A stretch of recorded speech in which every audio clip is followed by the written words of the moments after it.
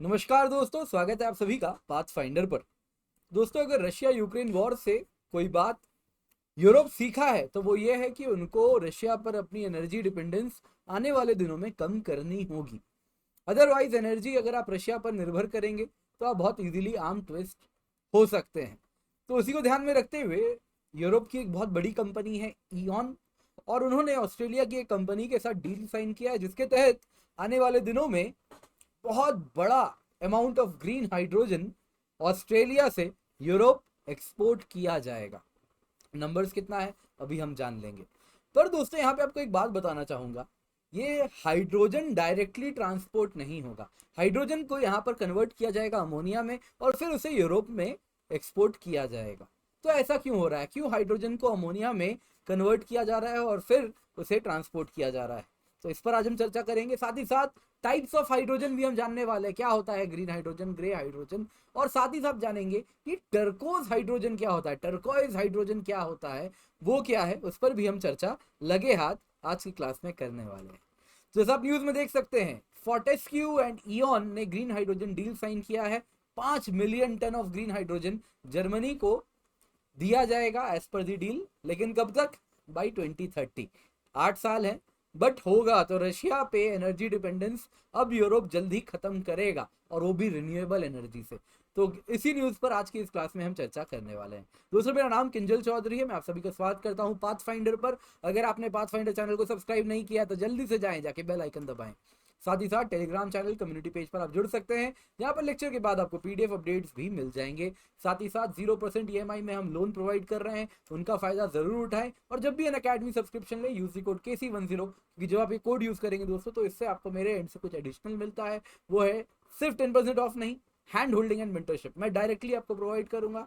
Hand holding mentorship, तो बस निश्चिंत होकर कोड यूज करें। 1 साल या उससे अधिक की अन अकेडमी सब्सक्रिप्शन प्लस या आइकनिक के लिए कॉम्बो प्लस आइकनिक कोई भी आप ले सकते हैं। एंड इसके साथ एडिशनली आपको मेरी मेंटरशिप फ्री ऑफ कॉस्ट मिलेगी जब आप KC10 कोड यूज करेंगे। ये सारे सब्जेक्ट्स ऑफ जीएस ऐसे ज्योग्राफी ऑप्शन को कवर करती है, तो याद रखिएगा द कोड इज KC10। इसके सिवा आपके मन में कोई भी सवाल है तो आप काउंसलर को इस नंबर पर कॉल कर सकते हैं, उनको बस KC10 कोड याद से बताइएगा। तो न्यूज में क्या है, न्यूज में दोस्तों एक न्यू डील साइन हुआ है फोर्टेस्क्यू फ्यूचर इंडस्ट्रीज। तो दोस्तों, ऑस्ट्रेलिया की एक माइनिंग कंपनी है फोर्टेस्क्यू नाम की, उन्हीं का रिन्यूएबल एनर्जी आर्म है फोर्टेस्क्यू फ्यूचर इंडस्ट्रीज, और दूसरी तरफ है यूरोप की ईऑन।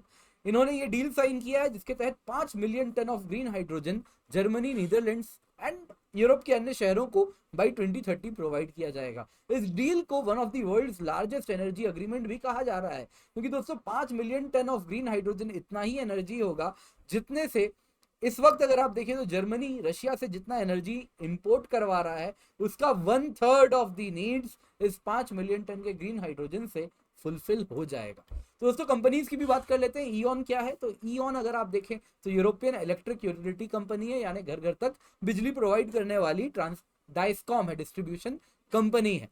एंड ये देखें तो जर्मनी में स्थित है, इसके 50 मिलियन से ज्यादा कस्टमर हैं जर्मनी और दी नीदरलैंड्स में। साथ ही साथ फोर्टेस्क्यू फ्यूचर इंडस्ट्रीज अगर आप देखें तो ये global green energy and product company है, बहुत तेजी से उभर रही है। अगर इसकी बात करूं तो ये ऑस्ट्रेलिया में ग्रीन रिन्यूएबल हाइड्रोजन प्रोड्यूस करेगी और उसको जर्मनी में अमोनिया के रूप में ट्रांसफॉर्म करके एक्सपोर्ट करेगी। क्यों करेगी, अभी चर्चा करेंगे। साथ ही साथ अगर हम देखें तो फोर्टेस्क्यू बहुत ही तेजी से ग्रीन हाइड्रोजन प्रोड्यूसर दुनिया की बनती हुई उभर रही है। उसने एयरबस के साथ भी एक रिसेंट डील साइन किया है। तो अब आते हैं सवाल पर, क्यों अच्छे खासे हाइड्रोजन को अमोनिया में हम तब्दील कर रहे हैं और फिर एक्सपोर्ट कर रहे हैं? दोस्तों, कारण बड़ा सिंपल है। हाइड्रोजन को अगर हमें लिक्विफाई करना है तो उसे क्रायोजेनिक कंडीशंस में स्टोर करना होगा, -253 डिग्री सेल्सियस में। वही अमोनिया लिक्विड हो जाता है -33 डिग्री सेल्सियस में।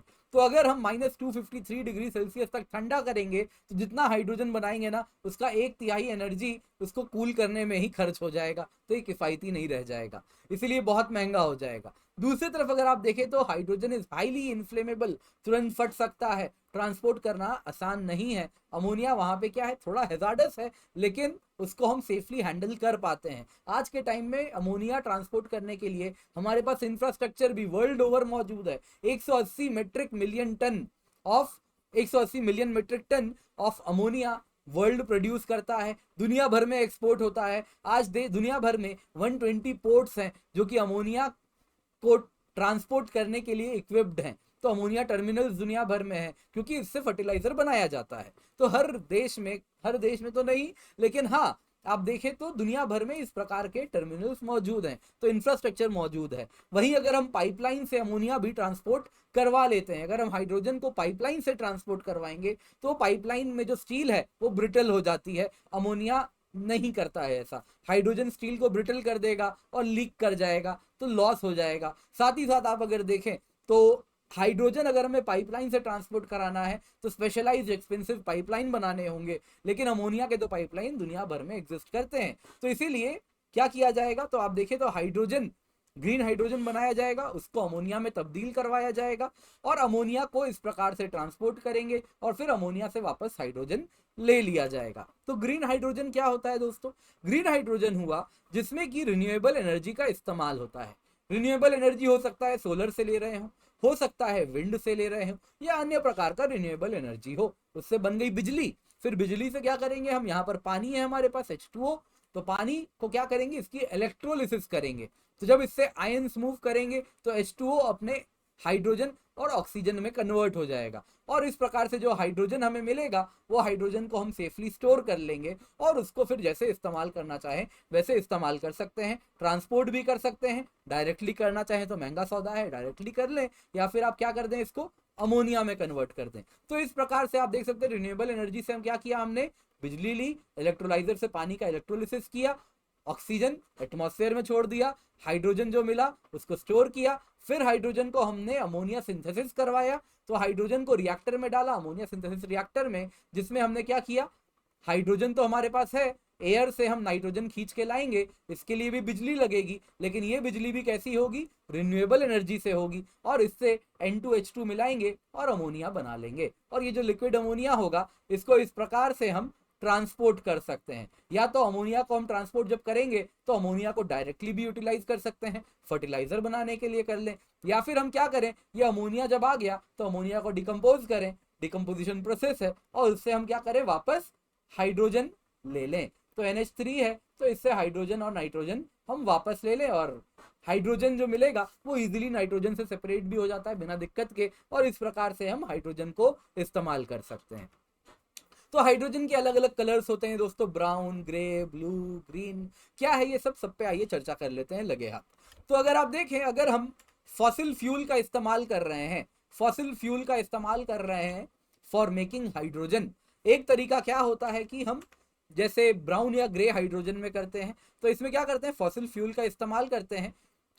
अब वो हो सकता है स्टीम मिथेन रिफॉर्मिंग प्रोसेस हो सकता है, तो ग्रे हाइड्रोजन होगा। तो जिसमें क्या करते हैं हम, नेचुरल गैस से जो मिथेन मिला हमको, उसको हम, नेचुरल गैस मिथेन है, इसका इस्तेमाल करते हैं, और इससे हम इसको एक स्टीम, आप अगर देखें तो स्टीम मिथेन रिफॉर्मिंग प्रोसेस के द्वारा मिथेन को CO2 और हाइड्रोजन में कन्वर्ट कर देते हैं, और इस प्रकार से जो हाइड्रोजन मिलता है इसको यूज कर लेते हैं। अब ये स्टीम रिफॉर्मिंग प्रोसेस में हो सकता है हम कोल का इस्तेमाल करें, लिग्नाइट का इस्तेमाल करें, तो इस प्रकार से अलग अलग रिफॉर्मिंग प्रोसेस हो सकता है। वैसे ही आप देखें तो गैसिफिकेशन प्रोसेस भी होता है, पर आपको जो याद रखना है, ग्रे हाइड्रोजन याद रखिए, बड़ा सिंपल प्रोसेस है। इसमें क्या किया हमने, नेचुरल गैस लिया। नेचुरल गैस कहाँ से मिला हमें, तो नेचुरल गैस हमने लिया और उसको हमने हाइड्रोजन और CO2 में कन्वर्ट कर दिया। नेचुरल गैस क्या है, एक फॉसिल फ्यूल है, और उससे जो CO2 मिला, तो CO2 को क्या किया हमने, एटमॉस्फेयर में छोड़ दिया, है ना। ये जो CO2 मिला आप देख रहे हैं कैसे एटमॉस्फेयर में जा रहा है।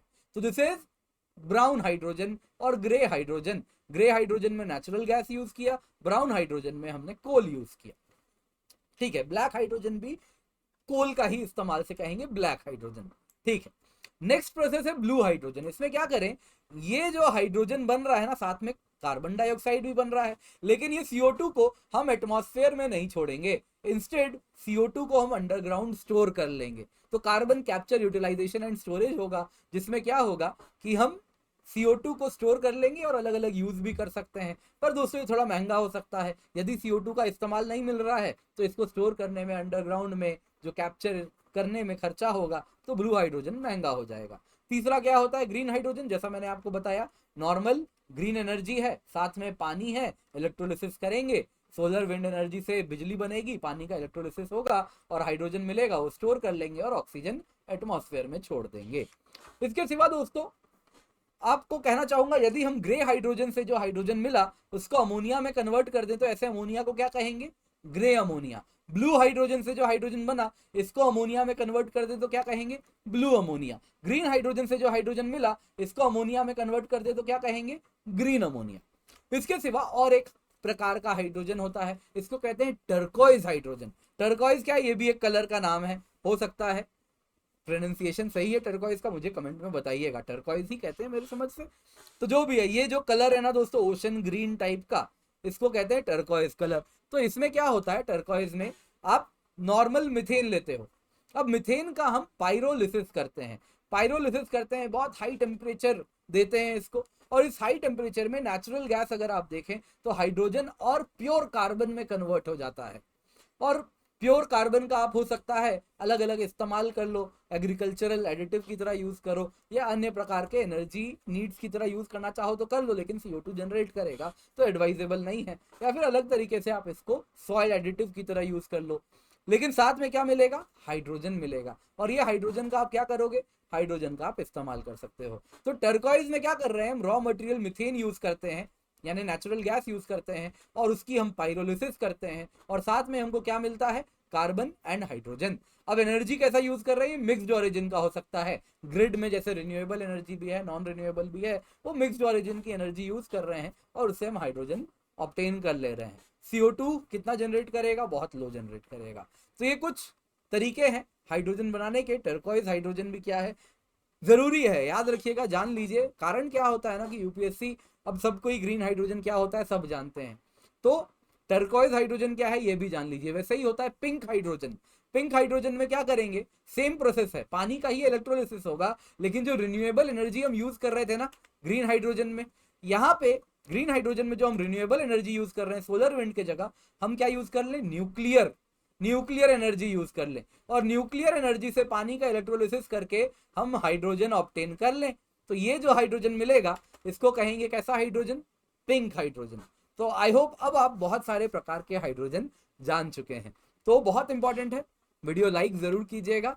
एंड आपके लिए अगर आप जयपुर में रहते हैं तो बहुत अच्छा न्यूज़ है, हम अकेडमी स्टोर लेकर आपके घर के पास आ रहे हैं। तो 9-10 अप्रैल को आप जरूर विजिट कीजिएगा, लेकिन रजिस्टर करना होगा, दैट इज मैंडेटरी, तो रजिस्टर जरूर कीजिएगा। इसके सिवा वीडियो अभी खत्म नहीं हुआ है, सुन लीजिए।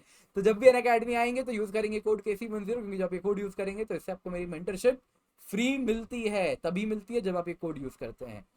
और डायरेक्ट मेरी मेंटरशिप पे कोई ऑफिस स्टाफ नहीं है, कोई इंटरमीडियरी नहीं है, डायरेक्टली आप मेरे संपर्क में रहेंगे, but only if you are using this code KC10। इसके सिवा अकेडमी लाइट भी है हमारी ऑफरिंग, टेस्ट सीरीज है, इसका इस्तेमाल कीजिए, KC10 कोड यूज कीजिए। इंटरव्यू आप देने वाले हैं, आपके दोस्त देने वाले हैं, तो जरूर एक फर्स्ट वीक ऑफ अप्रैल से हम स्टार्ट कर रहे हैं, फ्री ऑफ कॉस्ट है। आइकनिक सब्सक्रिप्शन में लाइव मेंटरशिप होती है, स्टडी प्लानर होता है, बहुत फायदे हैं, इस्तेमाल करें। प्लस सब्सक्रिप्शन की कीमत है 1 साल की 46,791, 1 साल की आइकनिक की 67,041, 1 साल की ऑप्शनल की 24,750 रुपए। ये सारी कीमत तब है जब आप KC10 कोड यूज कर रहे हैं। Thank you so much for joining, do take care and have a great day.